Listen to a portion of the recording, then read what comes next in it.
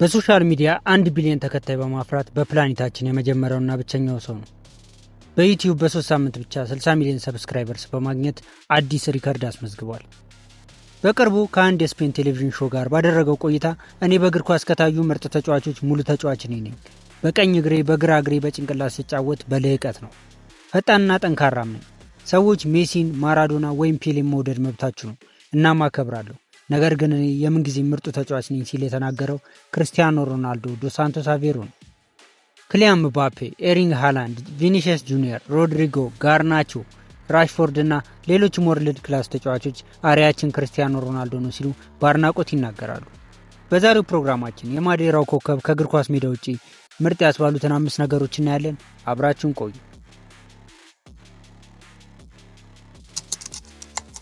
ሮናልዶን ታላቅ ከሚያስብሉት አንዱ ሰዎችን ያለ ስስት መርዳቱ ነው። ብዙዎችን ያነጋገረው እርዳታው እንደ አውሮፓውያን አቆጣጠር በ2017 ክርስቲያኖ ሮናልዶ በ2013 ያሸነፈውን የባሎን ዶር ዋንጫ ሜክ ኤ ዊሽ ፋውንዴሽን ለተባለ ከባድ ህመም ያለባቸውን ህጻናት ፍላጎት የሚያሟላ የበጎ አድራጎት ድርጅት አበርክቷል። ዋንጫው በለንደን ለጨረታ የቀረበ ሲሆን እስራኤላዊ ቢሊዮነር ኢዳን ኦፈር በ600,000 ዩሮ በማሸነፍ የዋንጫ ባለቤትነቱን አግኝቷል። ከጥቂት ዓመታት በፊት አንድ ቤተሰብ ልጃቸው በብሬን ዲስኦርደር ተጠቅቶ ሆስፒታል ይገባል። ዶክተሮችም በፍጥነት ቀዶ ህክምና የማይደረግለት ከሆነ እንደሚሞት ይነግሯቸዋል። ቤተሰቡም ለህክምና የተጠየቀውን ከፍተኛ ገንዘብ ከየትም ሊያገኙት እንደማይችሉ አስበው በተስፋ መቁረጥ ቀን መቁጠር ጀመሩ። ነገሩ ሮናልዶ ጆሮ ደረሰ። እሱም ማንም ሳያውቅ ሙሉ ወጪውን ሸፈነላቸው። ከዓመት በኋላ የልጁ ቤተሰቦች የሮናልዶን ደግነት ዓለም ይወቅልን ሲሉ ለህዝብ ይፋ አደረጉት። ሮናልዶ ከኔ በላይ ማን አለ የሚለው የሜዳ ውስጥ ባህሪው ከሜዳ ሲወጣ በደጋግ ስራዎች ይለወጣል። ከካሜራ ፊትም ሆነ ከካሜራ ጀርባ ከመርዳት ወደ ኋላ አይልም። በ2021 የሮናልዶ የአምበልነት መለያ የ6 ወር ህጻን ልጅን ህይወት ታድጓል። ነገሩ እንዲህ ነው። በ2021 እንደ ፈረንጆቹ በሰርቢያ ቤልግሬድ ሰርቢያ ከፖርቹጋል የዓለም ዋንጫ ማጣሪያን ጨዋታ ያደርጋሉ። በመጀመሪያው አጋማሽ ፖርቹጋል በዲያጎ ጆታ ጎሎች 2-0 እየመራች ለእረፍት ወጡ። በሁለተኛው አጋማሽ ተጠናክረው የመጡት ሰርቢያዎች በ46ኛውና በ60ኛው ደቂቃ ባስቆጠሯቸው ግቦች አቻ መሆን ቻሉ። ድራማው የሚጀምረው ዳኛው መደበኛው 90 ደቂቃ ተጠናቆ በጨመሩት የባከነ 5 ደቂቃ ነው። በ93ኛው ደቂቃ ሮናልዶ ግልጽ መስመር ያለፈ ግብ አስቆጠረ። የመሃል ዳኛው ግን ግቡን መስመር አላለፈም ብለው ሻሩት። በዛ ቫርና ጎል ላይን ቴክኖሎጂ ባልነበረበት ጨዋታ ሮናልዶ ንዴቱን መቆጣጠር አቃተው። የአምበልነት መለያውን አውልቆ ሜዳ ላይ ወርሮ ጨዋታውን ሳያጠናቀቅ ሜዳውን ለቆ ወጣ። ጨዋታውም 2-2 ተጠናቀቀ። በስቴዲየሙ ይሰሩ ከነበሩት ሰራተኞች አንዱ አርም ባንዱን አንስቶ ለአንድ ትልቅ ዓላማ ተጠቀመበት። ስፓይናል ማስኩላር አትሮፊ በተባለ ያልተለመደ በሽታ ለተጠቃ የ6 ወር ህጻን ልጅ መታከሚያ እንዲውል አርም ባንዱን ለጨረታ አቀረበው። በቀናት ውስጥ በ75,000 አሜሪካን ዶላር ተሽጦ ገንዘቡን ለህፃኑ መታከሚያ ውሎታል።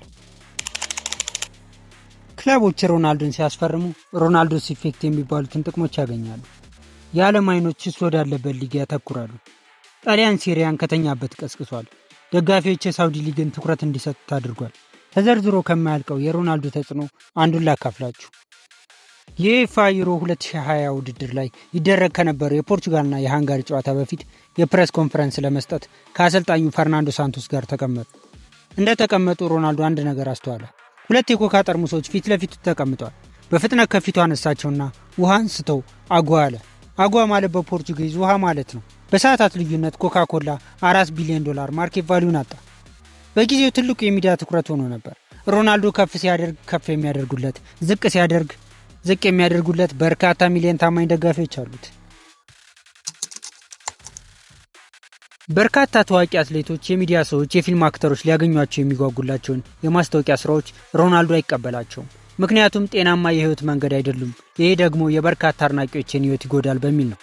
እስቲ ሮናልዶ ገንዘባችሁ ይቅርብኝ፣ ምርታችሁን አላስተዋውቅም ካላቸው ትላልቅ ድርጅቶች ጥቂቶቹን እንመልከት። እንደ ኮካኮላ እና ፔፕሲ ያሉ ዓለም አቀፍ የለስላሳ መጠጥ አምራቾች እና የትኛውም የአልኮል መጠጥ አምራች ድርጅቶች ቀዳሚዎቹ ናቸው። በተለይም ሮናልዶ ለአልኮል መጠጥ ልዩ ጥላቻ አለው። አባቱን ያሳጣው የአልኮል ሱስ ነው። ታላቅ ወንድሙንም ሊያሳጣው ተቃርቦ ነበር እና ሮናልዶ በየትኛውም የገንዘብ መጠን የአልኮል መጠጥ አያስተዋውቅም። እንደ ኬኤፍሲ እና ማክዶናልድ ያሉ ፋስት ፉድ አቅራቢ ድርጅቶችም የሮናልዶ በር ተዘግቶባቸዋል። ዓለም ላይ ተጽዕኖ ፈጣሪ የሆኑ አቋማሪ ድርጅቶች የሮናልዶን ተጽዕኖ ለማግኘት ፈልገው ደጅ ቢጠኑም አልተሳካላቸውም። ሮናልዶ አብዝቶ የሚወደውንና ለተከታዮቹ ማስተላለፍ የሚፈልገውን ጤናማ አኗኗር ብቻ በሶሻል ሚዲያዎቹ ይለቃል። ሰዎች ጠንካራ ሰራተኞችና ዲሲፕሊንድ እንዲሆኑ ይመክራል። በ2019 አንዲት ኤርና የተባለች ሴት ከፔሪስ ሞርጋን ጋር በነበራት ኢንተርቪው እሷና ሁለት ሴቶች ለሮናልዶና ጓደኞቹ ልጅ እያለ በርገር ይሰጧቸው እንደነበር ተናገረች።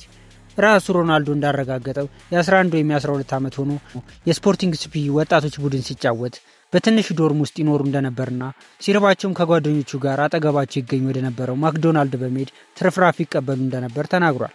ሮናልዶ ሀብትና ዝና ካገኘ በኋላ እነዚህ መልካም ሴቶች ቢፈልጋቸው ሊያገኛቸው አልቻለም ነበር።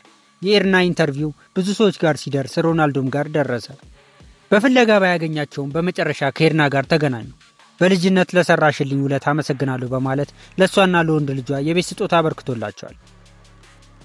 ሮናልዶ ውለታ የዋሉለትን ደጋግ ልቦች አይረሳም። ለቀድሞ የስፖርት ሲፒ የቡድን ጓደኞቹም የገንዘብ እርዳታ እንደሚያደርግላቸው በተደጋጋሚ ይነገራል።